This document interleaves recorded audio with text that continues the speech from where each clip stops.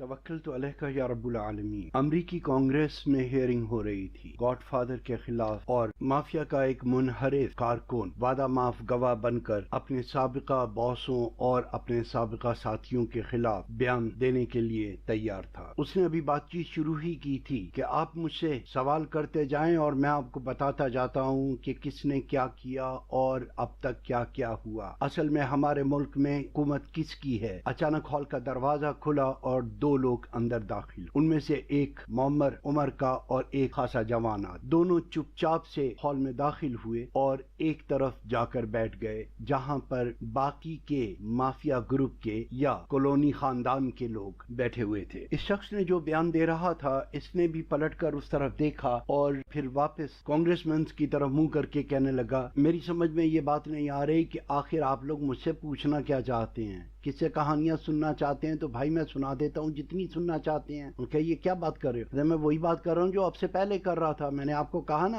آپ ان میں سے کسی کا بھی نام لیں میں اس کے بارے میں کہانیاں سنانا شروع کر دیتا ہوں۔ جب آپ نے یہ ڈیسائیڈ ہی کر لیا ہے کہ ان کے بارے میں صرف کہانیاں سننی ہیں تو میں ابھی سنا دیتا ہوں۔ تو ججوں میں سے ایک نے مترز ہو کر کہا، ہمیں تو یہ معلوم ہوا تھا کہ آپ وعدہ گواہ معاف بنے۔ کہ بھائی کس بات کا وعدہ گواہ معاف؟ نہ میں نے کچھ کبھی کیا، نہ میرے کسی ساتھی نے کبھی کچھ کیا، نہ کبھی ایسا ہوا۔ یہ لوگ مجھ سے مذاق کرتے ہیں، میں بھی ان کے مذاق میں آ گیا۔ میں کہا ٹھیک ہے بھائی کہ کسی ایک کی تو چلنے دوں۔ تو صاحب آپ بڑے لوگ ہیں، آپ اپنی چلا لیجئے، بولیے کس کے خلاف بولوں؟ میری یادداشت کچھ اتنی اچھی نہیں ہے، اس لیے میرے برابر میں بندہ بٹھا دیجیے، جو وہ کہتا جائے گا میں دہراتا جاؤں گا۔ ہیئرنگ ختم ہو۔ اس کے بعد کولنز خاندان کا ایک وکیل اس سے جا کے ملا، اس کو ایک سگار تحفے میں دیا اور رومنز کے عمر رفتہ کے بارے میں اس نے بات کی کہ کیسے شاندار دن ہوا کرتے تھے۔ انہوں نے کہا ہاں مجھے یاد ہے۔ تمہیں معلوم ہے نا کہ کیا کیا کرتے تھے ہمارے بزرگ؟ نے کہا ہاں سب کو یاد ہے، لیکن میرا بھائی، تمہارا بھائی، ہاں وہ تو ہم نے صبح ہی جہاز پہ چڑھا دیا، وہ بس تمہاری شکل دیکھنے کے لیے آیا تھا، تو ہم نے کہا کہ تمہارے بھائی سے تمہاری ملاقات کرا دیں، دور سے ہی صحیح۔ ہاں بہت اچھا لگا، بہت برا ہو گیا میرا بھائی، میں کون سا جوان رہ گیا ہوں، لیکن اچھا کیا تم نے مجھے اس کی صورت حال دیکھنا، اس کا خیال رکھ، بہت بھولا،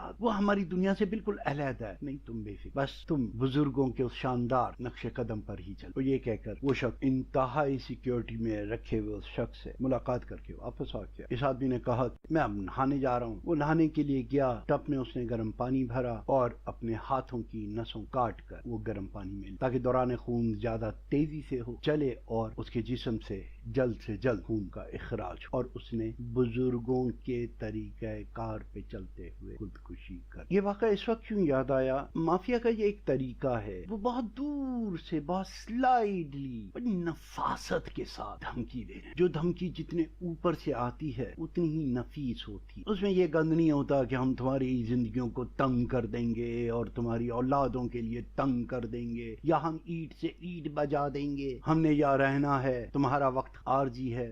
کچھ ان کی دھمکیاں ایسی ہی ہوا کرتی ہیں جو انتہائی اوپر سے آئیں، اور اب تو کیونکہ مشورے بھی ہو رہے ہیں تو اس لیے بڑی ریفائن قسم کی دیسی اور ولایتی سیاست آپس میں جب گڈمڈ ہو گئی ہے تو کبھی پتہ چلتا ہے کہ یہ دیسی ایڈوائزر کی مانی گئی اور کبھی پتہ چلتا ہے ولایتی ایڈوائزر کی مانی گئی ہے۔ بہرحال پنجاب کے حکومت کے جو ترجمان ہیں ملک محمد احمد خان صاحب نے فرمایا کہ سوائے دو سکوں کے یعنی پیلٹس کے کچھ نہیں ملا۔ یہ فائرنگ کے کیس میں کوئی انکشاف نہیں ہوا، کوئی تحقیقات، کوئی ثبوت ہی نہیں ہے، کوئی ایسا وہ ملا ہی نہیں، کوئی ایسا سراغ۔ تو یہ ایک معمہ سی ہے۔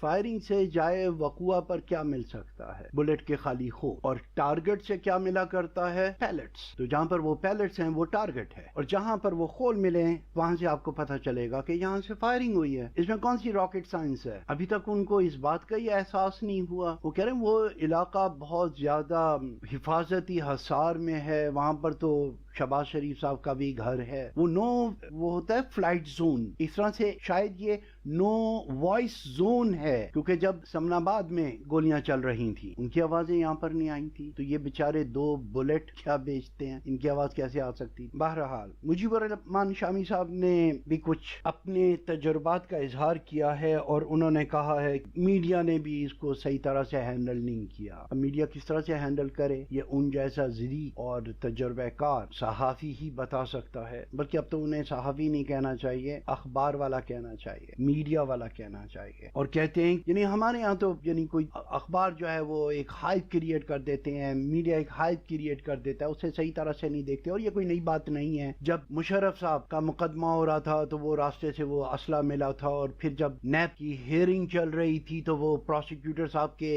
گھر دھماکہ ہوا تھا، اس کی بھی تحقیقات نہیں ہوئی. مشرف صاحب کے معاملے کی بھی تحقیقات نہیں ہوئی. یہ تحقیقات کون کرے گا؟ شاید وہ یہ کہنا چاہ رہے ہیں کہ جس طرح سے مریم اور نواز شریف صاحب مل کر پبلک سے اپیل کر رہے ہیں تو شاید ججز کو ایک جلسہ کرنا چاہیے اور پبلک سے کہنا چاہیے تحقیقات کرو. اور کون کرے گا تحقیق؟ یہ کس کا کام ہے؟ پھر ایک نئی بحث چھڑی ہوئی ہے کہ ان کے بیانات پہ پابندی لگا دی گئی ہے، اور اس میں بڑے بڑے لوگ ایون کچھ سابق جج حضرات کو خاص طور پر مدعو کیا جا رہا ہے تاکہ یہ سامنے آئے جج ورسز جج، یعنی یہ جج اس جج کی حمایت میں نہیں ہے، لہٰذا صرف ہم ہی مخالف نہیں ہے، جج بھی مخالف ہیں ان کے، سم تھنگ لائک دیٹ. یہ امپریشن دینے کے لیے وہ موضوع فرماتے ہیں کسی کو پہلے سے کیسے روکا جا سکتا ہے. اظہار رائے پر اس طرح کی پابندی جیری ایڈمز پہ لگائی گئی، شن فین کے نام تک پر پابندی تھی. انگلینڈ میں بی بی سی ورلڈ میں، بی بی سی نیوز میں، بی بی سی کے ٹیلی ویژن پر، برطانیہ کے تمام اخبارات میں، تمام میڈیا میں، پھر پاکستان میں وہ ہمارے جو پرانے رجنی کانت کیا نام ان کا الطاف حسین صاحب، ان کے اوپر پابندی لگائی گئی. اس وقت تو بہت کریڈٹ لیا جا رہا تھا کہ ہماری حکومت بہت صحیح اور سخت فیصلے بھی کرنا جانتی ہے. ایک اہل شخص، بھول جائیے کہ وہ کیا کہہ رہا ہے، ایک اہل شخص کو جلسوں کا لائسنس کیسے مل جاتا ہے؟ اتنے بڑے بڑے اجتماع کا لائسنس کیسے مل جاتا ہے؟ کوئی قانون ہے کہ نہیں ہے؟ اس کے لیے بھی کوئی قانون ہوتا ہے کہ جلسہ ہوگا، کون بات کرے گا، کون کون مقرر ہوگا اور کس امور پر بات ہوگی. ایسا تھوڑی ہے کہ آپ نے ایک فارم پہ لکھ دیا کہ جی ہمیں اتنے بج کے اتنے منٹ پر فلانی جگہ پر ہم نے جلسہ کرنا ہے. وہ بہت تفصیل سے بھرا جاتا ہے یہ فارم درخواست، لیکن ان لوگوں کے ہاتھ میں ہے، اس لیے ورنہ یہ قانوناً میرے خیال سے پاکستان میں بھی جرم ہونا چاہیے اور ہوگا. آرٹیکل 19 کا ذکر ہو رہا ہے میڈیا پر کہ جی آرٹیکل 19 کے تحت آزادی رائے کا حق بنیادی حق ہے ہر پاکستانی پر. ایک صاحب بتا رہے تھے، جج تھے، کہ جی جو قانون کے متصادم ہوگا تو وہ حکم نہیں مانا جا سکتا. ٹھیک ہے، رائٹ. اب آرٹیکل 19 ہے آزادی رائے سے متعلق، آپ ایک اشارہ توڑتے ہیں اور اس پہ کوئی آ کے جرمانہ کرتا ہے 100 روپے یا 200 روپے، آئی ڈونٹ نو اس وقت کتنا ہے پاکستان. اس نے کیا کیا؟ غور سے سنیے. اس نے کانسٹیٹیوشن کی خلاف ورزی کی، اس نے قانون توڑا، اس نے پاکستان کا آئین توڑا، اس نے ایک جرم کیا، بہت چھوٹا سا جرم کیا تھا، اس لیے بہت چھوٹی سی سزا دی. جو لوگ سمجھدار ہیں ان کی سمجھ میں میری بات آ گئی ہوگی. ہر جرم قانون شکنی ہے، یعنی آئین شکنی ہے. آپ کے لیے کوئی آسمان سے تعزیرات نہیں اتروائی جائیں گی. آزادی رائے کا مطلب یہ نہیں ہے کہ آپ ملک میں آگ لگوائیں کہ کیا تم مانتے ہو، کیا تم مانو گے. یہ پبلک کو اکسانا ہے. میں نے پچھلے دنوں جو ایک لیکچر دیا تھا اس کے بارے میں نے کہا تھا کہ فوری طور پہ لوگوں کو بتاؤ یہ اقامہ کیا ہے. اس سے پہلے I was in panic actually. اس سے پہلے کہ کچھ جاہل لوگ اٹھ کر ادھر ادھر پتھر مارنے شروع کر دیں اور بے گناہ جانے جائیں جیسا کہ یہ لوگ چاہ رہے ہیں. اس لیے یہ بات بہت ضروری ہے کہ خدا کے واسطے آپ لوگ سمجھیے ان دونوں باپ بیٹیوں کو جو بولنے دیا جا رہا ہے وہ انتہائی خطرناک ہے. یہ لوگوں کو اکسا رہے ہیں. It is not only contempt of court. یہ لوگوں کے ذریعے ہنگامہ آرائی کروا رہے ہیں، یہ بغاوت کروا رہے ہیں، یہ تعزیرات پاکستان، آئین پاکستان کے تحت دیے گئے ایک فیصلے کے خلاف میوٹنی کروانا چاہ رہے ہیں. یہ قانون کے خلاف میوٹنی ہوگی. اسے کسی ایک جج کی بے عزتی نہیں ہو رہی. یہ اگر کہتے ہیں کہ کیا تم اس فیصلے کو مانتے ہو، اس کا مطلب یہ ہے کہ آئین پاکستان کے کیے ہوئے اس فیصلے کو مانتے ہو یا نہیں مانتے. اس جج کا کیا لینا دینا ہے اس میں؟ لہٰذا میں افواج پاکستان کے سربراہ اور تمام کور کمانڈرز اور تمام جج حضرات، خواہ وہ سپریم کورٹ کے ہوں یا ہائی کورٹس کے اور ملک کے کسی بھی علاقے کے، ان سب سے اپیل کرتا ہوں کہ ایسی تمام کارروائیوں پر پابندی لگائی جائے. کوئی ایسا بینر، کوئی ایسا اشتہار، کوئی ایسا پمفلٹ جس میں کسی بھی قانونی فیصلے یا قانونی حکم کی خلاف ورزی کرنے کے لیے کسی کو اکسایا جائے، جہاں وہ چھپیں ان پریسوں کو ضبط کر لیا جائے، جو لوگ بانٹتے ہوئے نظر آئے انہیں پکڑ لیا جائے، یہ آزادی رائے نہیں ہے. آپ کو ملک میں آگ لگانے کا ہلکارا دینے کی اجازت نہیں دی جا سکتی. بتا چکا ہوں کہ سویڈن میں یہ قانون ہے کہ war and the odd air او تھالبار. Each and every word is subject. Each and every word is subject to trial. ہر ایک لفظ پر مقدمہ قائم کیا جا سکتا ہے. ہر ایک لفظ استغاثہ کی زد میں ہے. ایک ایسے مہذب ملک میں یہ قانون ہے جہاں کسی کو کسی بات کے لیے اکسانے یا کسی کو اریٹیٹ کرنے کے لیے ایک آدھ لفظ کافی نہیں ہے. میں اپنی جوانی میں یہ ایک مذاق میں کہا کرتا تھا تقریروں کے دوران کہ یہ اتراندے فری ہے یا آزادی رائے تو بالکل ایسے ہے کہ جیسے پورے ہال میں سب لوگ کانوں میں انگلیاں ڈال کر بیٹھ جائیں اور پھر مجھے کہیں کہ تمہیں بولنے کی اجازت ہے. کہ کوئی سنتا ہی نہیں ہے. لیکن جہاں لوگ سنتے ہیں. ایک آدمی کے چھوٹے بھائی کا نام تھا اسلام، عبدالاسلام. ٹرین جانے والی تھی، وہ جلدی سے کسی ڈبے میں جا کے بیٹھ گیا. بڑا بھائی آیا، اس نے دیکھا کہ بھائی کدھر ہے اور اس نے ڈبوں میں جھانک کر اپنے بھائی کو ڈھونڈنا شروع کیا. اور جس ڈبے میں منہ ڈال کر آواز دیتا تھا اسلام،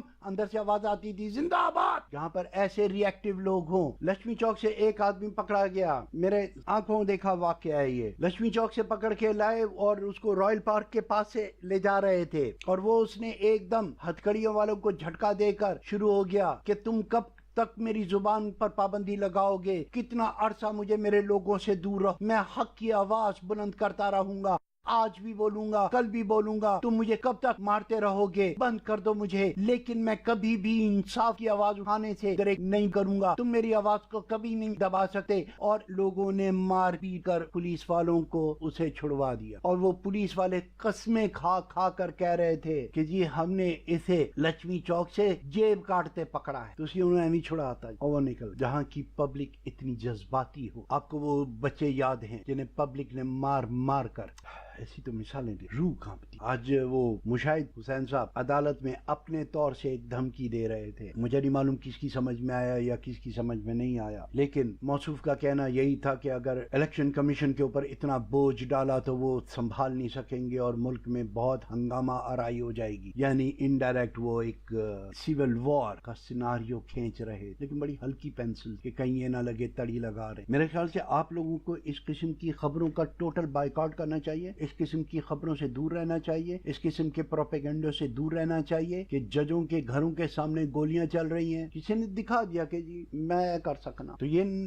کافی نہیں ہے کہ آپ ان کے اوپر پابندی لگائیں. ان سے متعلق کسی بھی خبر پر پابندی لگائیں اور تمام ان اشتہارات پر پابندی لگائیں. ان تمام ہولڈرز پر، ان ہولڈنگز پر، جہاں جہاں یہ میٹیریل چھپتا ہے اس سب پر پابندی لگائیں. اور اگر قوم اتنا ہی دیکھنا چاہتی ہے تو عدالت کے اندر سے ان کے اصلی چہرے دکھائیے. ڈائریکٹ ٹیلی کاسٹ کیجئے ان کے مقدمے، لوگوں کو دکھائیے کہ روٹرمز پر آ کر یہ لوگ کس طرح سے گگیاتے ہیں، کس سوال کا کیا جواب دیا. اگر آپ سمجھتے ہیں کہ آپ کی پبلک اتنی باشعور ہے کہ وہ ان مقدمات کو سمجھ سکتی ہے تو ڈائریکٹ ٹیلی کاسٹ کریں، عدالت سے ڈائریکٹ ٹیلی کاسٹ کریں تاکہ پوری دنیا دیکھے کہ ان کے اوپر کوئی ظلم نہیں کیا جا رہا. لیکن جب تک انہیں ون سائیڈڈ بولنے کا موقع دیا جاتا رہے گا یہ لوگ ایسے ہی کریں گے. اور میں سمجھتا ہوں کہ اگر ایسا کچھ ہوا تو عدالت عالیہ اور تمام ججز اور ہمارے قانون نافذ کرنے والے ادارے بھی قصوروار ہوں گے. اس لیے آپ وہاں پر اپنا ظرف دکھانے کے لیے نہیں بیٹھے کہ آپ کے اندر کتنی برداشت ہے. اس کے لیے زندگی میں آپ کے پاس اور موقع ہوں گے. ریٹائرمنٹ کے بعد دکھا دیجیے گا کہ آپ کتنے باظرف انسان ہیں. یہاں آپ پاکستان کے قانون کے تحفظ کے لیے بیٹھے ہیں. Most respectfully I call you sir for your duties. یہ لوگ بابا رحمتے کی رسپیکٹ نہیں سمجھتے، اس کی مثال نہیں سمجھتے. آپ نے بندروں کے ہاتھ میں ٹارچ دے دی ہے اس مثال سے. مثال انف از انف. اٹ از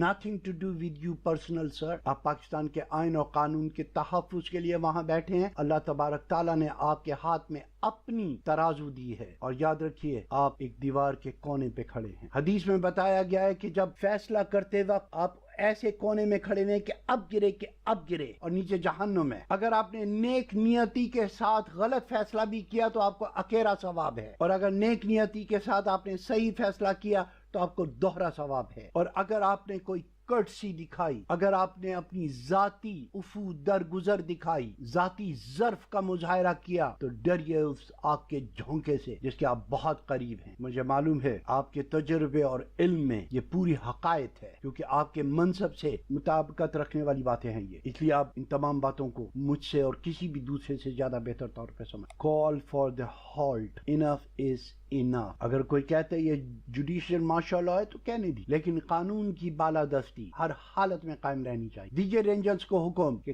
کہیں بھی کوئی بھی ایسے ہولڈنگز، کہیں بھی کوئی ایسا اشتہار، کوئی ایسا پوسٹر پورے ملک میں نہ لگنے پائے جو لوگوں کو اکساتا ہو، ہنگامہ آرائی کی طرف بلاتا ہو، جو کسی فیصلے کے خلاف لوگوں کے جذبات سے کھیل رہا ہو۔ اللہ آپ کو اور پاکستان کے حامیوں کو اپنے حفظ و امان میں سلام۔